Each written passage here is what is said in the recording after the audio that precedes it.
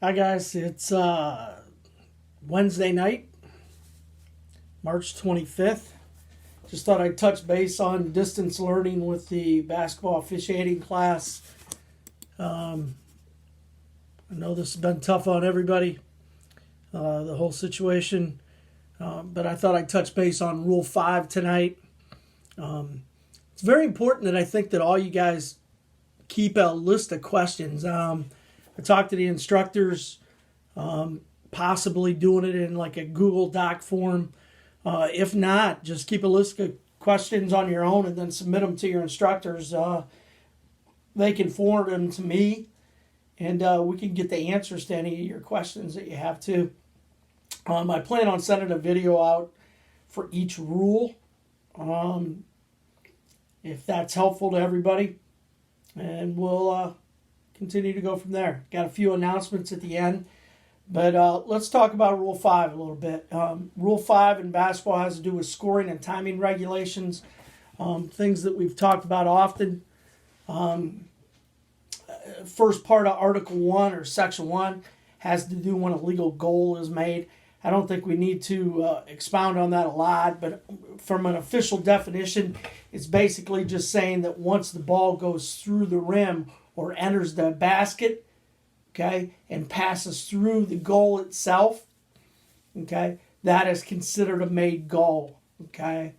And this doesn't matter. That's the Article 2 part of it.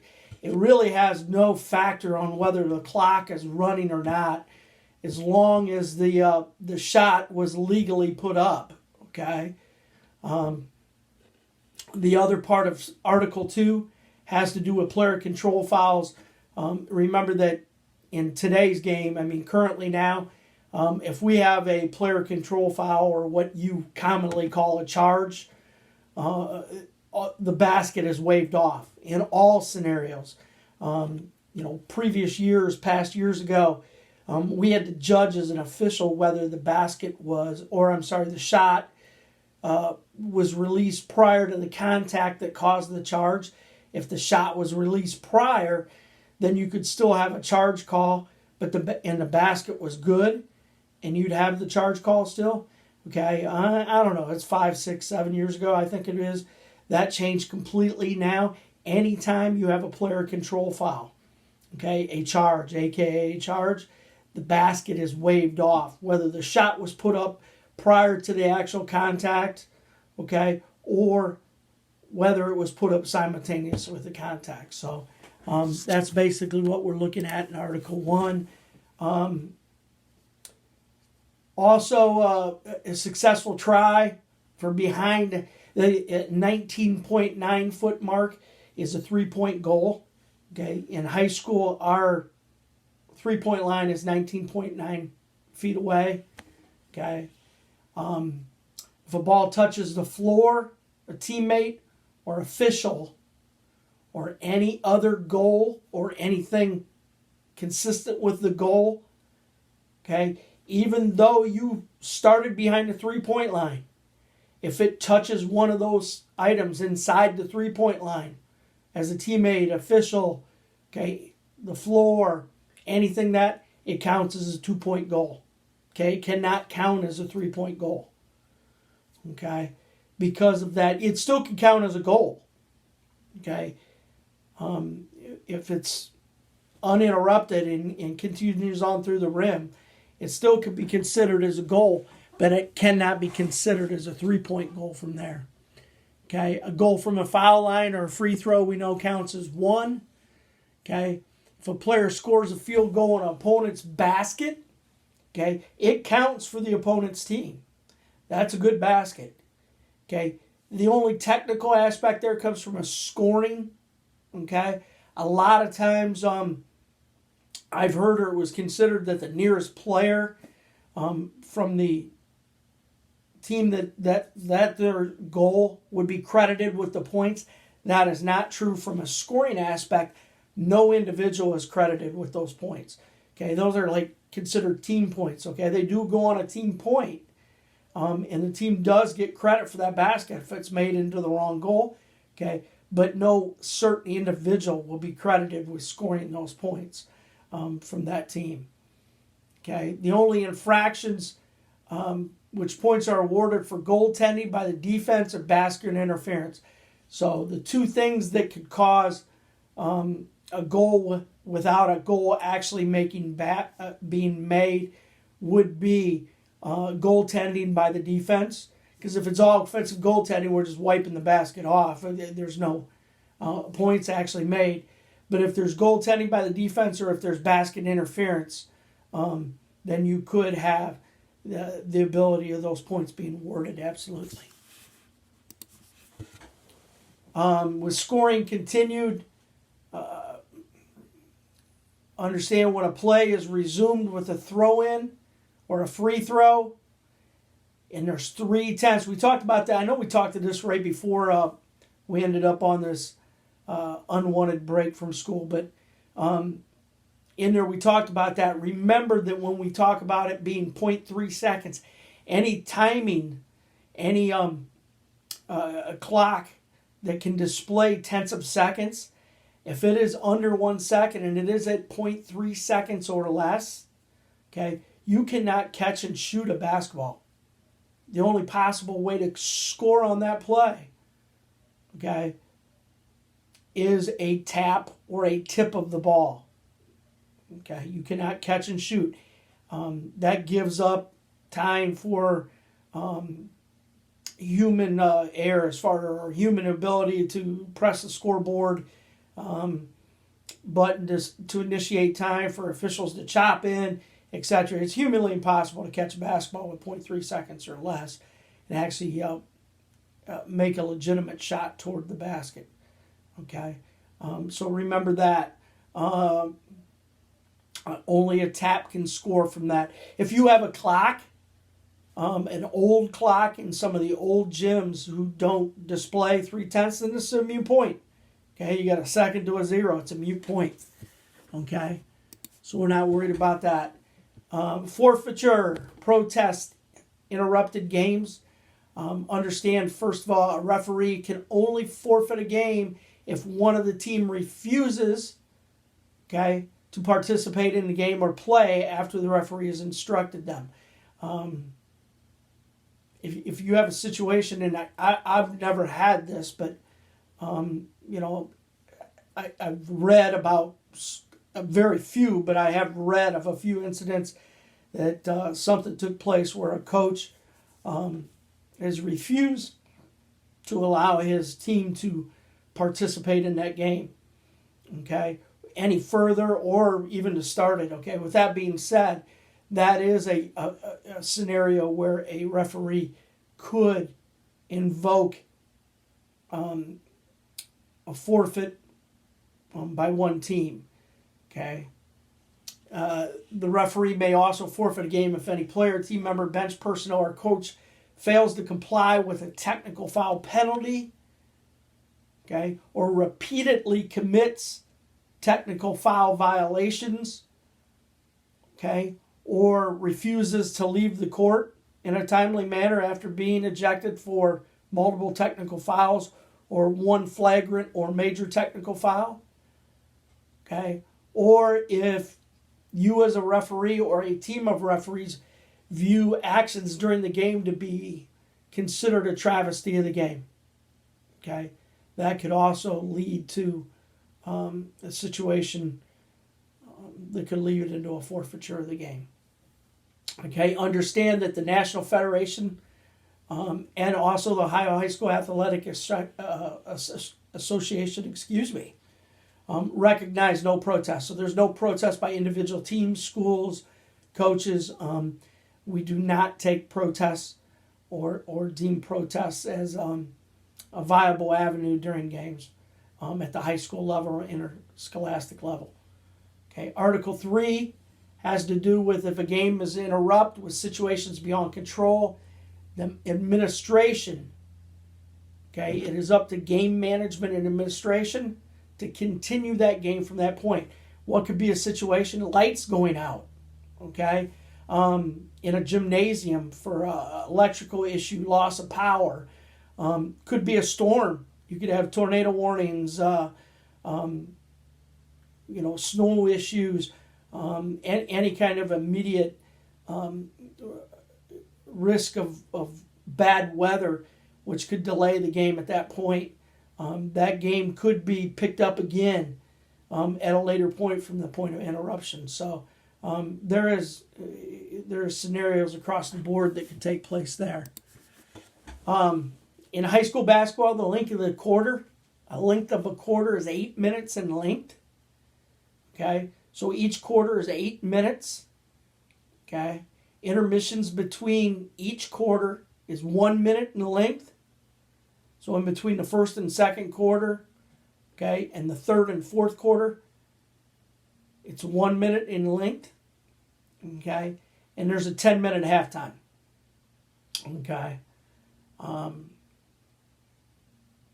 You might not have that exact same scenario, in club ball or AAU or something like that. But high school inelastic sports were 8-minute lengths, okay, for high school. Okay, 1 minute in between, 10 minutes at halftime. Okay. And a general, just so you know, the general time before pregame warm-up is 15 minutes generally. Some leagues is 20, but generally it's 15. Okay, games involve with only students below 9th grade. So we're talking about middle school, junior high, or below, are 6-minute quarters. We still adhere to the 1 minute in between each quarter. Okay, we still adhere to the 10 minutes halftime. But the quarter lengths are 6 minutes instead of 10 minutes. Okay. A quarter may be shortened for an emergency at any time or by a mutual agreement by both coaches and the referees involved. So if it's for the good of the game, could be a lot of reasons there. Okay, whether it be unequal talent, lopsided scores, injuries, numbers. Incoming weather, I don't know. It could be a lot of reasons, but for some reason, quarters can be shortened, but it would have to be at the agreement of both coaches and the referees involved. Okay, and it can't be just by the home management or one party who decides to put this in place. Okay, we do not have in Ohio right now. We do not have the running clock for point. We have toyed with that some and used it some in tournament action. Okay, but for regular season, we don't have that right now. But if you've seen it in the tournament, it has been a 30-point rule, meaning that once one team exceeds a 30-point difference, then the clock becomes a running clock except for injury or end of quarter or timeouts. But right now we currently don't have that.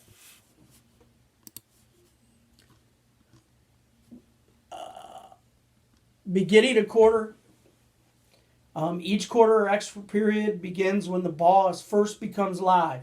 Okay, so it's when the ball is thrown in and the ball is possessed by one team. So once the ball is touched and possessed by a team, after the throw in, that'll be the official beginning of the quarter.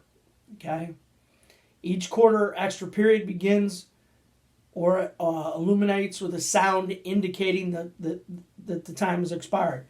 So actually, believe it or not, the horn is what officially indicates the expiration of a quarter or a half, or illuminates and tells you when the end of the period is. If an extra period must take place, each one of those extra sessions should be 4 minutes in length. Okay? It can take as many overtimes or as many extra sessions as necessary to end the basketball game interscholastic-wise. You may see some schools at middle school or below who have a no overtime policy, or some AAU tournaments or club sports, or Sports Force Parks, Cedar Point Parks, who are not going to play overtime, take it in as a pool format, as a tie. Okay, but in high school action, we will play overtime. We will play as many as it takes to decide a winner. And each one of those sessions is 4 minutes in length. Okay. Once the ball becomes live in that period, it'll be played to the end. Okay. So, and the reason, even if we found a correction, so indication of like a playbook or a casebook rule would be we end regulation at 60 to 60. That's verified as the final score. We see no indication that it would be anything different. We have that 1 minute period session, intermission in between the period. The teams come back on the floor. We tip it up in our 4 minute overtime. Say 30 seconds to a minute into the overtime. You are called as the referee to the bench or the scores table. And there's a disagreement, an indication that the score may have not been 60-60. At the end of regulation, it was 61-60. Okay? When that overtime period began, 60-60 is the score. We're not going to go back and correct the score at 61-60. Okay?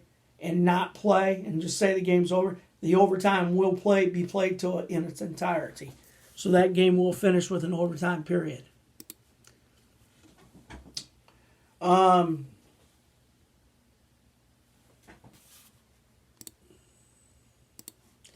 Exception to playing overtime. If the ball's in flight, okay, if a ball's in flight or tap or try goal is made when the period ends. Basically, all we're saying with that, okay, is understand if a legal shot is attempted and made and the shot is in the air, released, and in the process of being a shot, when expiration of time takes place, whether it's the fourth quarter or an extra period, okay, and that ball goes through, okay, then that indicates the end of the game. The game will be over then. That is a legal shot and a legal score. Okay. We also could have an exception to overtime if a foul was called in the process of right at the end of the game. So if the foul was recognized, called, and began prior to the sounding of the horn to indicate the ending of the fourth quarter, okay, or in overtime, that foul is a good foul, and if it results in either bonus free throws or a 2-shot foul, then those foul shots shall be taken. If those shots are made, it could indicate a winner, and another overtime period or the overtime period could be null and void, and that could be the end of the game. Okay? If a technical foul occurs after the ball becomes dead at the end of the quarter or an extra period, the next period is started by the administration of the 3 free throws. Okay, understand that this period's over. So it's not ended. It's not, if we end the fourth quarter, teams go to the bench or start to the bench, and a coach is upset maybe with a non-foul call, complaining, and a technical foul is assessed, they don't shoot those free throws, and if it's made, the game's over. They win. Okay, they are going to carry over to that overtime period. But we're going to start that overtime period, okay, with the administration of the free throws for the technical foul and the coach, okay, and then that team will be given possession of the ball to start the period for the technical foul, okay. But that doesn't override the ability to go to an extra period. Okay, I could see that being confusing to some people because they're believing that those shots can be attempted prior to the start of the overtime period. Okay, timeout, stoppage of play. Clock shall stop immediately for a timeout, a foul, or a held ball. Once your whistle blows, you indicate one of those situations, then that clock should stop immediately. Okay, the clock stops if an official stops the play for an injured player to confer with a scorekeeper because of an unusual delay getting a dead ball live, okay, or for any other emergency situations. Again, remember with an injured player, we want to make sure that a team is not in the process of scoring a goal or making a strong basketball move, unless the injury is that severe that it is an emergency, then stop the game anytime. Okay. You also stop play when you grant and signal a player request, a head coach's oral or visual request for a timeout. Okay, this request should be made by the requesting team has to be in control of the basketball. Okay, the only way it could be either team is if the ball is a dead ball. If the ball is a dead ball at that time, either team could request a timeout. But if the ball is in live ball mode, then the only team that has the ability to request a timeout at that point in time, okay, is the offensive team or the team in control of the basketball. Okay, restarting the clock. After a timeout, the clock must be started when the official signals the clock to start. If the official, and this should be done, okay, with a hand chop also. Okay, it can be mirrored by other officials and should be mirrored by other officials, especially if they're in situations or in areas of the court where it's difficult for the timekeeper to see, like in corners, all the way down at baselines in the corners. Okay, the timer is authorized to start the clock as per the rule, unless an official signals to continue the timeout. Okay, if play or started is resumed by a jump ball, clock must be started when the ball is tossed and legally touched by the jumpers. If a free throw is not successful, then the ball is to remain live. The clock must be started when the ball is touched by a player who is on the court.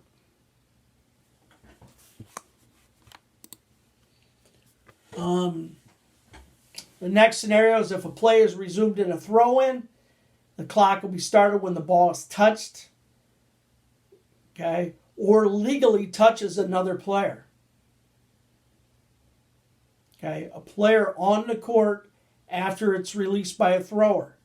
So once the thrower throws in the ball, okay, the hand will remain up. The ball is not chopped in for time to start, okay, until it is touched on the court by someone who is legally in position on the floor. This is AKA the rolling the basketball down the court so the clock doesn't start. You're down points toward the end. We're trying to conserve time, etc. You'll see a guy or a gal from a baseline roll the basketball up the court while there's no pressure. And that clock does not start nor should be chopped in by an official. Okay, until that ball is legally touched or picked up by someone on his team who is in control of the basketball. Well, really, anytime it touches anybody on the floor, then the clock should be chopped in for play. Timing mistakes. The referee may correct an obvious mistake by a timer or on the time. Okay. This must be done if they have definite or definitive information relative to the clock involved. That's why when we get down to,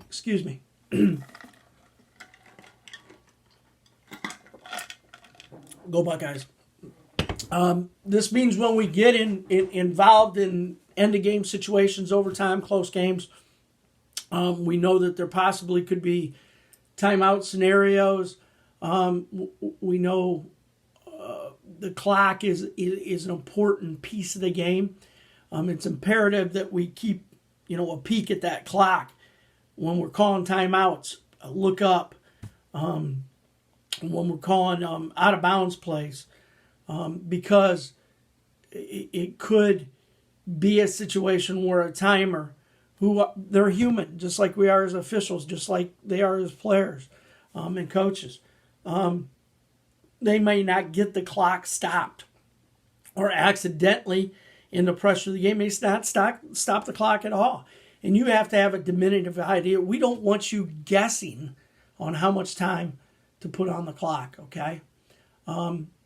We want you to have a definitive answer and to be able to put the exact time observed by an official back on that clock, not a guesstimate, okay?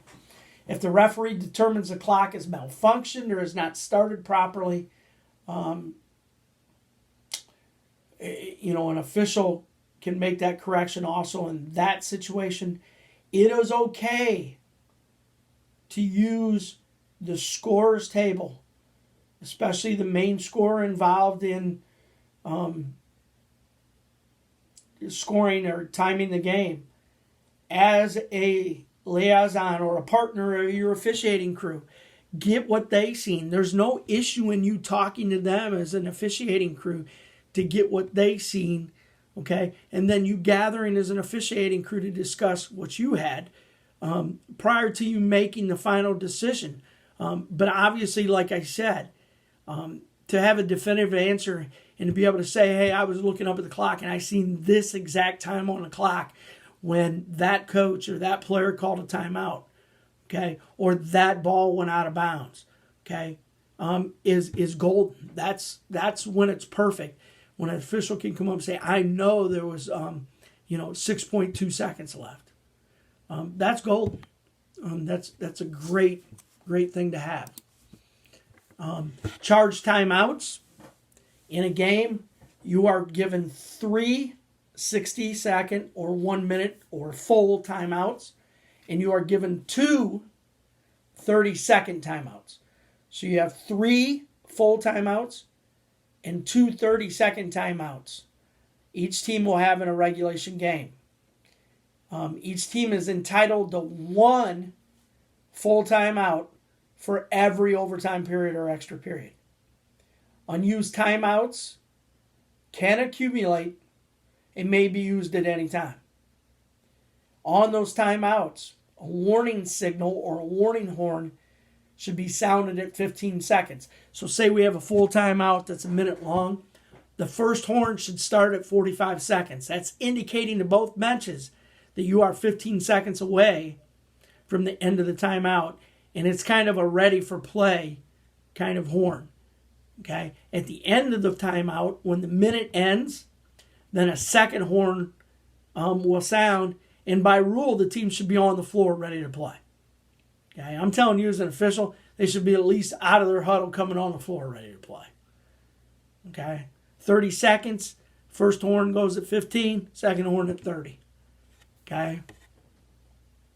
Remember that on a 30-second timeout, okay, that all players must remain standing, okay, in the timeout area. So all players are not to take a seat, but must remain standing over on the sideline area of the bench. Okay, on a full timeout, they can sit down or they can stand up. They can do what they want. Okay, but on a 30-second timeout, this just expedites the time because you're talking about cutting the time in half. This just allows them to get the message that they want to cross as a coach. And this allows, in a timely fashion, them to get back on the court and get back to play. Okay. A timeout may not be granted after the ball has become live to start the game. Okay. I'm sorry, a timeout may not be granted until the clock has started to start the game. I kind of said that wrong to start. What I mean by that is we can't have introductions line up to start the opening tip for a basketball game and a coach call timeout. Okay? I can tell you I've never seen it happen. Okay, but I could see it trying to buy somebody in, not liking how something's set up. A timeout cannot be assessed or given until the game is actually in play, actually until a game is started. Okay. After that, okay, you can give timeouts at any point in time. Timeouts in excess of the allotted number may be requested and must be granted in regulation play or time or overtime. Okay, but understand if a timeout is requested by a coach or a player and it is granted by a referee, okay, and they don't have an adequate number, so they're out of timeouts, then a technical foul will be assessed to that team. Okay, a technical foul has to be given. That's the old Chris Webber. I know some of you probably don't know who Chris Webber is. Some of you are or do. That happened in the NCAA championship game years ago with Michigan and the Fab Five and in North Carolina with Michael Jordan and those players when Chris Webber kind of panicked at the end of the game, worried about a 5-second count, trying to throw a ball in, and requested a timeout when Michigan had one, and it led to the winning free throws after the technical foul in the championship game. So successive timeouts can be granted by one team or either team during regulation play. Okay, successive timeouts cannot be granted at the end of regulation, fourth quarter, or extra period overtime. Okay? In any other instance during regulation time, successive timeouts, if they have them, can be granted. Okay? Without any kind of penalty or problem. This is not an issue, and you'll see that on a regular basis. Okay? Our next, that's a quick rundown per video, distance learning style, of course, on Rule 5, which is timing regulations and scoring regulations. Rule 6, which is going to be our next rule that we're going to dip into next week. That should have gave you plenty of time to get through Rule 5 and get questions out. But next week will be Rule 6, which is live and dead ball. Be a PowerPoint put out again by your home instructors. I'm sure you'll be looking forward to one of these amazing videos again that I'll see if I can't make again on Rule 6. Again, a few points of interest or a few notes. A few things here too. As far as that enrollment key on your MyOSHA accounts, I've been talking and working with Ben Furry with the Ohio High School Athletic Association, who is being bombarded, of course, with the issues of the virus in the winter cancellations and the spring postponements. But he's working to fix this issue. We've spoke a couple times the last couple days. I'll keep an eye on it. Probably going to involve another email request for you to accept the class. I'm not sure yet. As soon as I get a final answer there, I'll let your instructors know. But keep an eye on that. If you get that request, try to log into your account because we need that. We're going to practice exams. I want to start in a week or two. Final exams, of course, coming up in May, so that those accounts need to be made available. Fremont Ross and Old Fort, you're okay. Your accounts are set up and good to go. If you're in one of the other schools, then we have to keep an eye on that. Don't forget that you have to have concussion courses through National Federation. This is a great time to get it done. You'd have to establish an account, and most of you have already done it on National Federation, the nfhs.org. And it's usually, I believe it's /learn to get right to the classes. But it's a free class. It only takes about 20 minutes. You'll download a certificate that shows you completed the concussional exam. It will also give you a certificate number and expiration date. That'll have to be uploaded to your MyOSHA accounts to show that you have a current concussion certificate. And those certificates are good for 3 years. Then during your officiating career, every 3 years, you'll have to obtain a new concussion certificate. Sent out a worksheet / study guide that was done by the instructor, Andy Dennings at Bellevue High School. Thought it was a great worksheet. He gave me permission to send it out to all the other instructors. Hopefully, it's pretty much on Rule 5. Hopefully, the other instructors will forward to you. I think it's a great tool to use.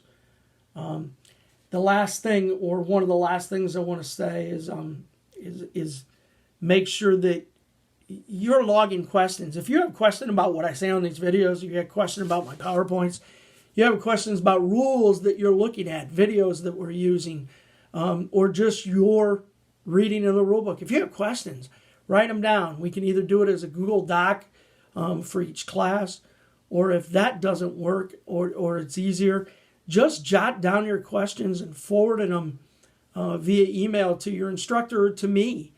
And my email is sbcassigner@gmail.com. All lowercase, sbcassigner@gmail.com.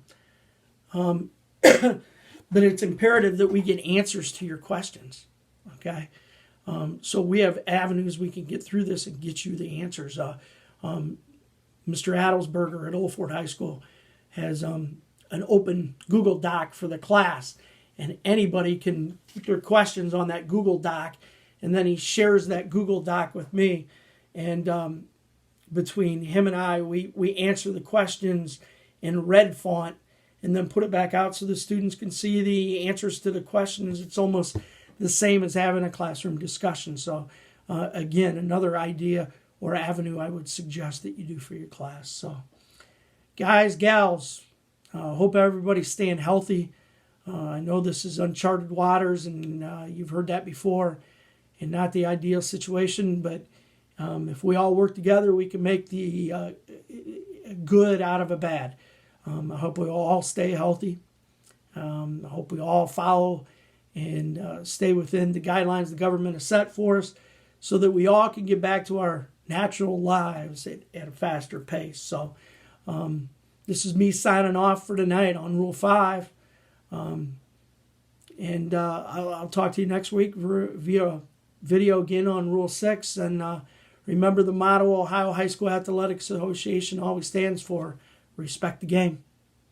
See ya.